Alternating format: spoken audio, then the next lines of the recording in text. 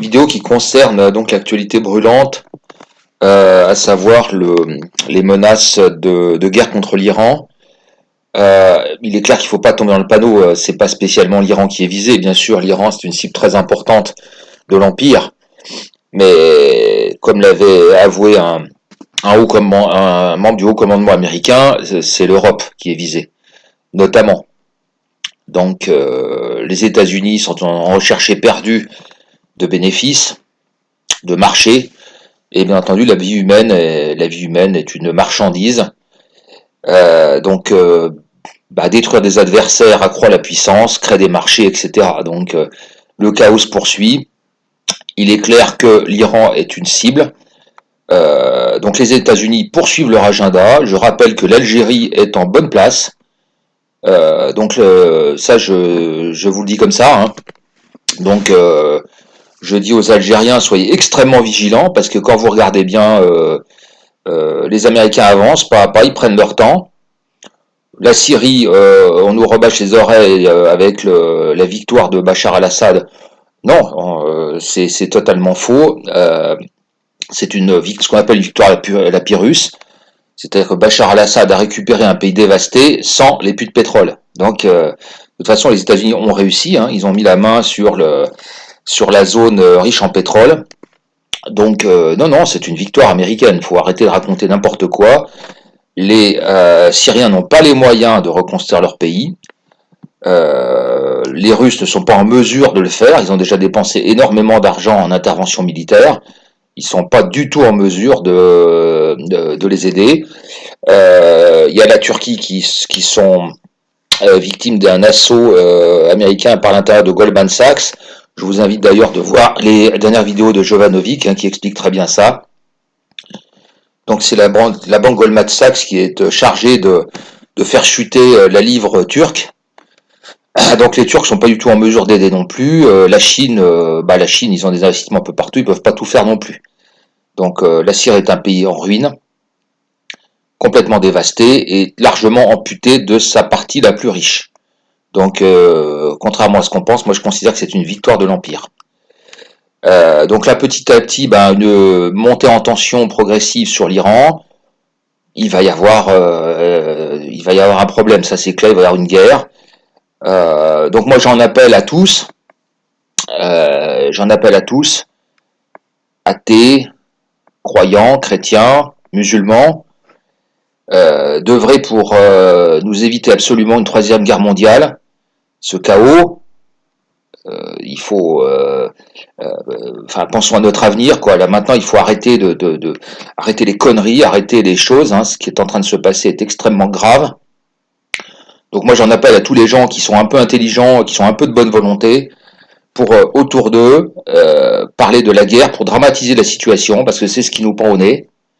Et je pense que chacun dans notre coin, chacun dans notre entourage, il faut travailler, puis il faut répandre ceci le risque de troisième guerre mondiale. Je vous ai mis une jolie photo pour pas vous faire oublier qu'au Yémen, des bombes à neutrons ont été utilisées. Utilisé par un pays qui utilise des avions non identifiés et qui maîtrise le nucléaire, qui maîtrise les bombardements nucléaires. J'en dis pas plus, tout le monde aura compris. Les attaques de pétroliers, bien entendu, c'est une fake news totale, on a révélé qu'il y avait un plan qui avait été préparé par la CIA il y a quelques années d'utilisation de vedettes de vedettes modifiées avec des marins équipés avec des tenues iraniennes, donc pour singer des bateaux iraniens. Donc ça a été largement démontré. Donc ça c'est un rapport de la CIA qui est très ancien, je crois qu'il date de 2007 ou quelque chose comme ça.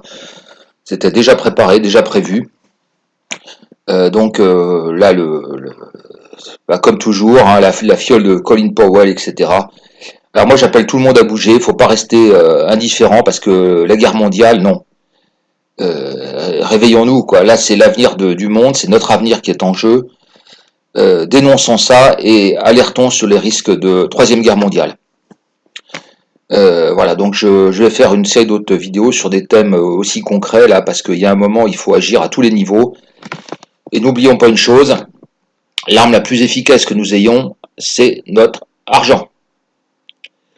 Je vous demande, pendant que j'y suis, les croyants, de faire une prière pour que l'équipe de France féminine soit éliminée le plus vite possible. Ça va peut-être vous paraître surprenant, mais là, il faut arrêter cette espèce de le lavage de cerveau. C'est innommable, c'est absolument abject.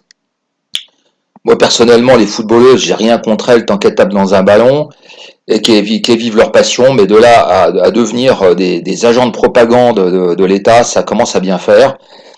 Et je peux vous dire que la Coupe du Monde de football masculine française, on la paye au centuple. Et il aurait mieux valu qu'on ne gagne pas. Voilà. Donc moi personnellement, je vais prier pour que l'équipe de France de football soit éliminée. Ça va peut-être surprendre certains, mais il y a un moment, il faut que la conscience, il faut ressortir notre conscience humaine et vraiment balayer toutes ces pollutions, ces scories. D'ailleurs, entre parenthèses, s'il y a des gens qui s'intéressent au football, je ne sais pas s'ils sont au courant qu'il y a eu de grandes turpitudes au niveau de l'équipe de France féminine, des choses qu'on a cachées, qu'on a masquées, hein, pour faire une propagande intensive de cette équipe et encore d'obnubiler les femmes et les jeunes filles avec du sport, du football. Elles ont autre chose à foutre que de taper dans un ballon. Donc là, on veut les rendre les gens cons. Comme on a fait avec les garçons, quoi. C'est-à-dire que dans les banlieues, on leur a dit, bah voilà, hein, devenez rappeur ou footballeur, et puis sinon, basta, quoi. Donc on est en train de refaire la même chose, mais avec les filles. On fait la même chose, on fait exactement la même manipulation, hein, pour la jeunesse. C'est le même scénario se reproduit.